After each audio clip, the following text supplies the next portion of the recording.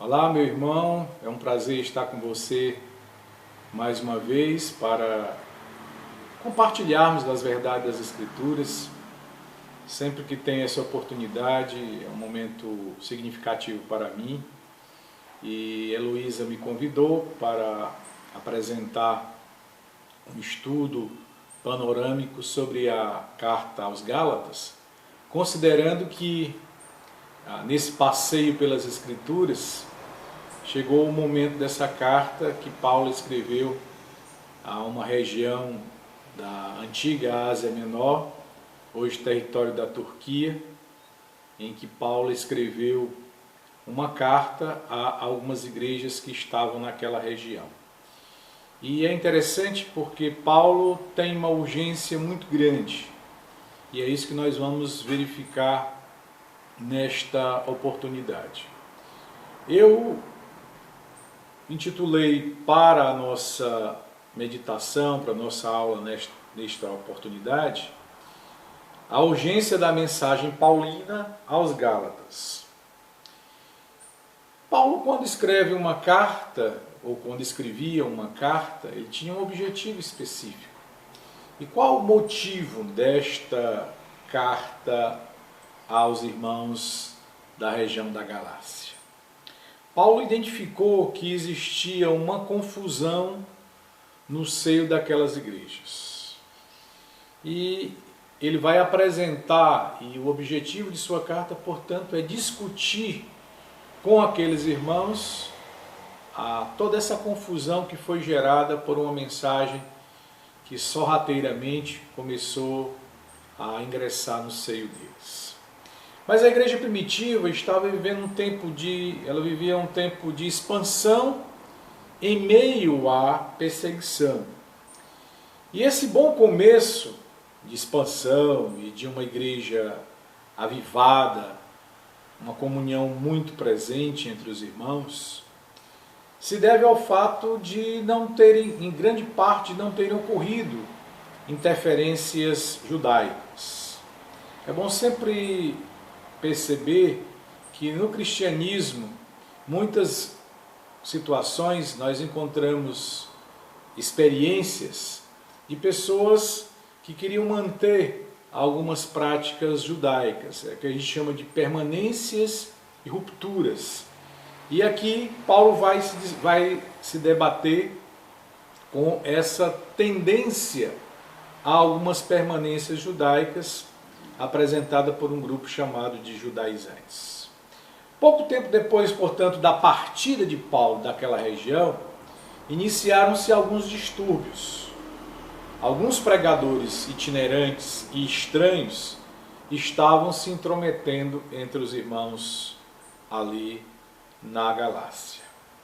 E Paulo vai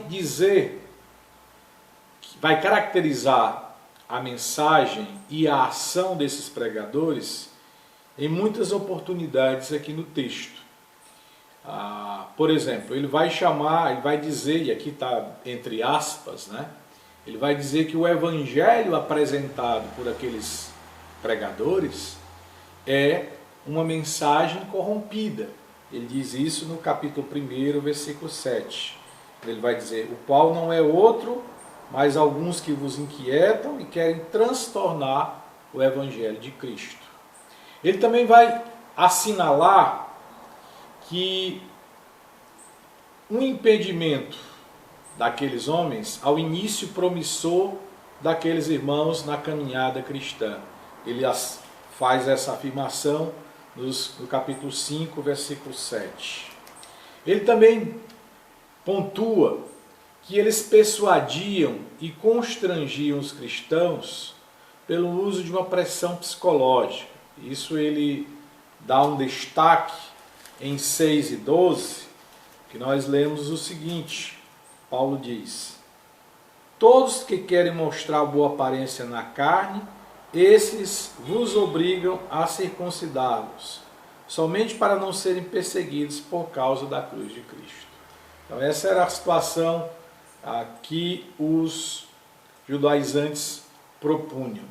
Eles também tentavam afastar os cristãos da obra missionária do apóstolo Paulo.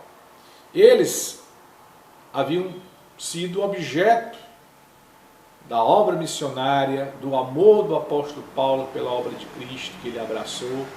E Paulo, em suas caminhadas missionárias, passou por aquela região e eles foram objeto. Paulo plantou pelo menos naquela região, aqueles irmãos foram alcançados pela obra missionária do apóstolo Paulo. E agora eles estavam tentando, portanto, afastar esses irmãos desse ardor missionário iniciado pelo apóstolo Paulo, mas que estava presente nas igrejas primitivas. A expansão se dava fundamentalmente porque os irmãos pregavam a outras pessoas. Então, eles incitavam, em última instância, a rebeldia contra o apóstolo e a mensagem pregada por ele. Paulo, portanto, assinala também em 5,12, quando ele diz: eu quereria que vocês fossem cortados aqueles que vos andam inquietando. Então, Paulo estava profundamente incomodado com essa mensagem que estava sendo pregada no meio deles. Mas qual era o objetivo? Esse é mais ou menos o objetivo do apóstolo Paulo. Mas qual era, portanto, a intenção dos judaizantes? Uma primeira que nós podemos encontrar da leitura do livro de Gálatas é que eles queriam solapar a autoridade paulina e destruir sua pregação. Você pode observar isso em capítulo 1, versículo 10. Ele diz: mas faço-vos saber, irmãos, que o evangelho que por mim foi anunciado não é segundo homens. E também em 5:11. Eles, portanto, estavam querendo, de todas as formas, descredenciar a autoridade paulina no meio daqueles irmãos. Eles também queriam combater a liberdade trazida pelo evangelho. Cristo diz claramente que veio para transformar, para nos tornar livres, nos dando um jugo suave, mas os judaizantes propunham um evangelho permeado de amarras judaizantes, de julgos cerimoniais da velha aliança, das práticas judaicas. E você pode observar isso na leitura do texto, quando eles apontam pelo menos 3 situações muito comuns no âmbito da religião judaica. É fundamental, uma discussão que inclusive foi objeto do Concílio de Jerusalém, que está lá no livro de Atos, que era a exigência da circuncisão. Eles não se contentavam em apenas na graça salvadora do Senhor Jesus Cristo, única e exclusivamente, mas também apresentavam como um acréscimo à salvação de Cristo a necessidade da circuncisão, 2, 3 e 4, 5, 2 e 3, 6, 12 e 13, esse problema da circuncisão, que tinha sido um símbolo do pacto firmado entre Deus e Abraão, na velha aliança, que teve um papel importante, mas com Cristo, a circuncisão não tinha mais valor algum, porque Cristo é a plenitude, não havia mais necessidade de um símbolo exteriorizado. Outro elemento que eles queriam imprimir aos irmãos cristãos eram as festas. As festas judaicas tinham um papel importantíssimo dentro da celebração da nação de Israel para com Deus, da comunhão da comunidade de Israel nas suas colheitas, nas suas vitórias. Então a festa, como um elemento memorial, tinha um papel muito importante para Israel e para a religião judaica. Mas para o cristianismo não fazia mais sentido algum. Mas mesmo assim, aqueles judaizantes queriam que os irmãos praticassem as festas judaicas. Isso está em 4 e 10. E também os tabus alimentares. ao ler o livro de Levítico, vamos encontrar uma quantidade enorme de tabus alimentares, alguns alimentos que eram permitidos, outros que não. Então, isso, os judaizantes queriam que os irmãos ali na Galácia continuassem tendo restrições alimentares por conta de um aspecto religioso. Então vejam que todas essas são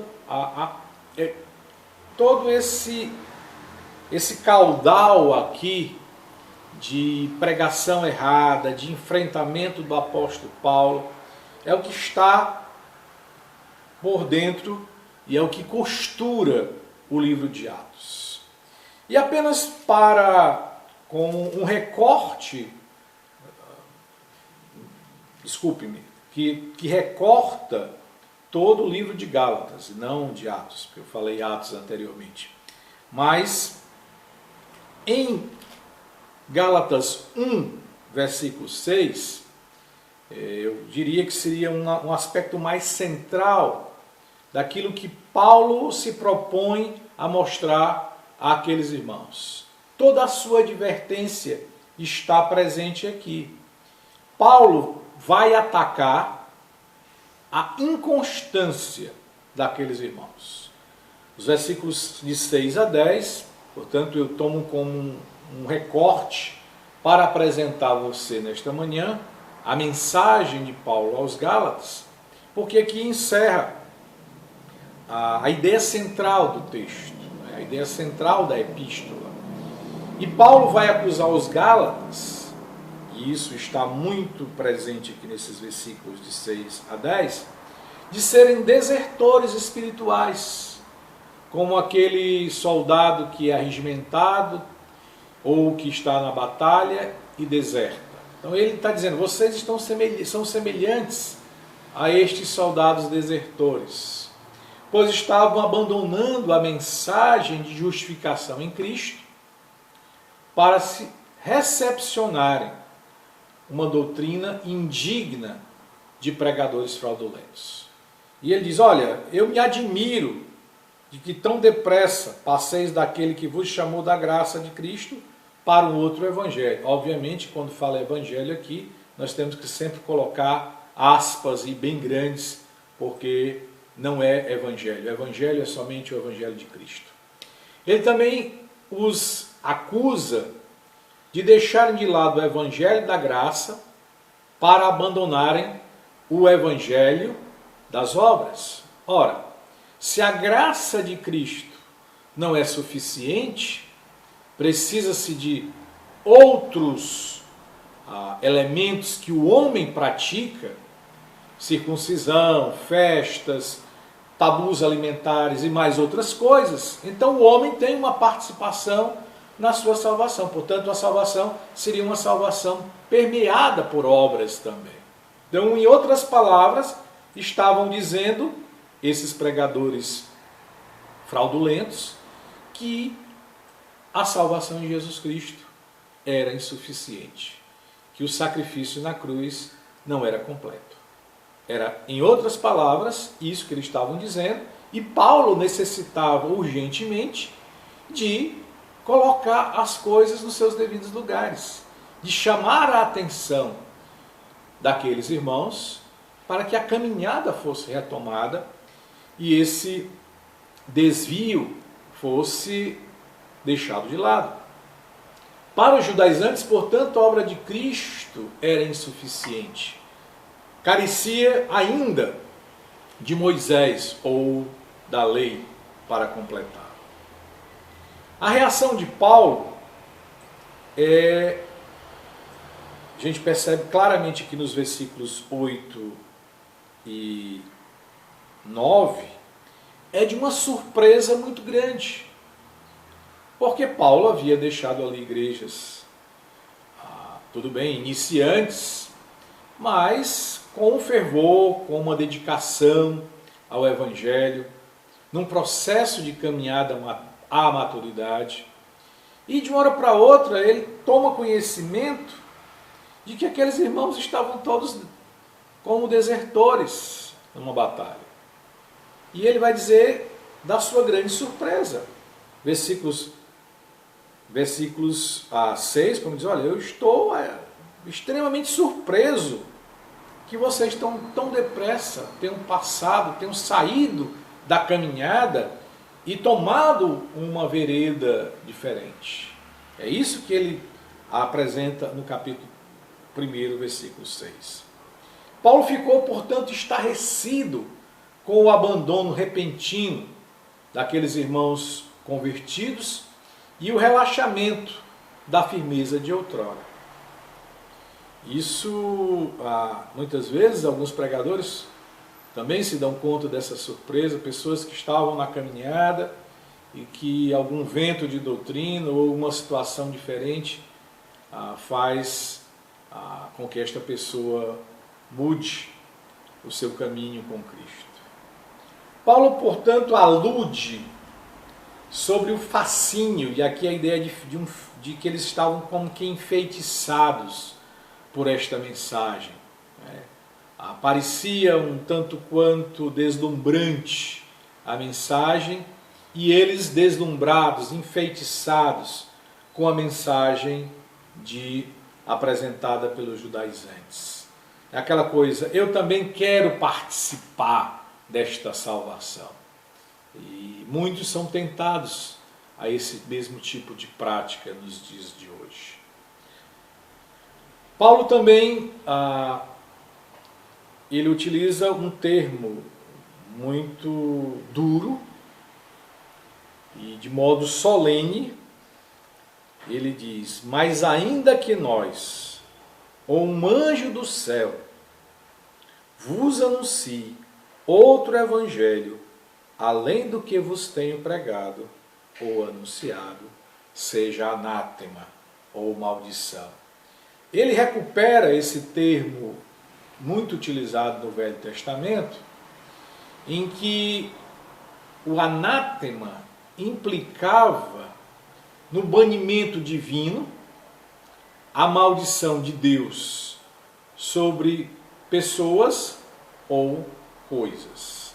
Então ele toma esse termo muito utilizado no Velho Testamento para desejar que os falsos mestres fossem postos no banimento divino.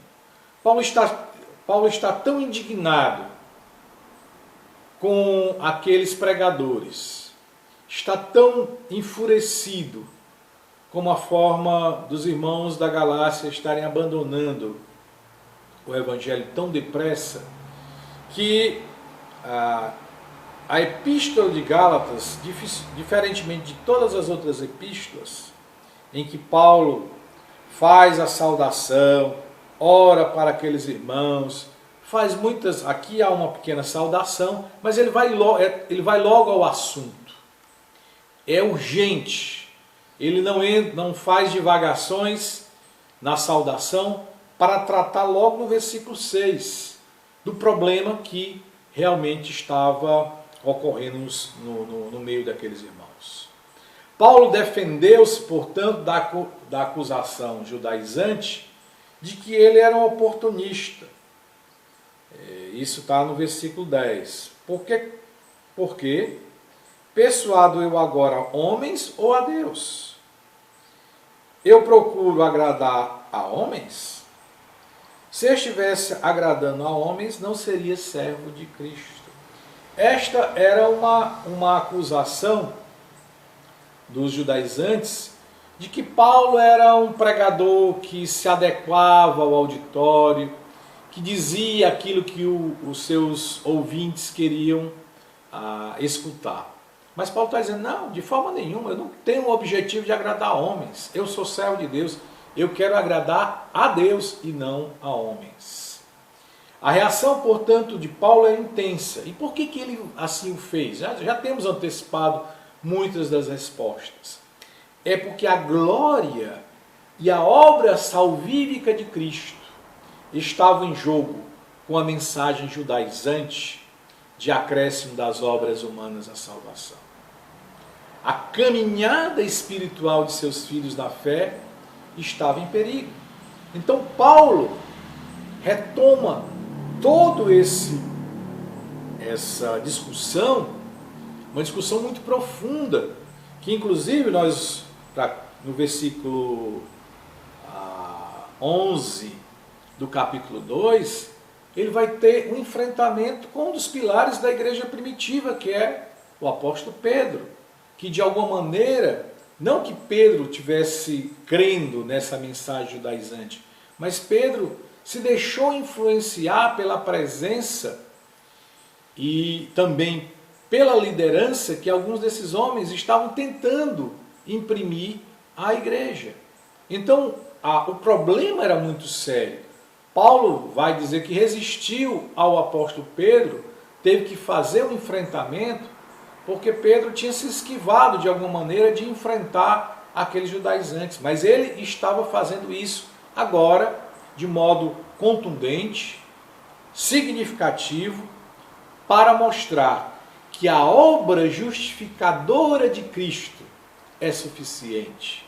Isso ele vai gastar um livro inteiro de Romanos para discutir a justificação pela fé.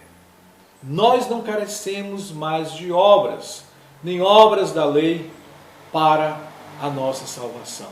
Porque Cristo na cruz fez o sacrifício pleno, suficiente, abundante, a fim de que tivéssemos vida plena.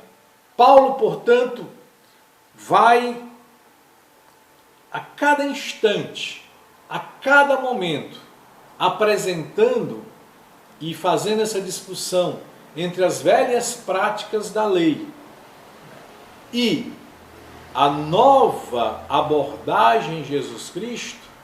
Esse é sempre um contraponto do apóstolo Paulo.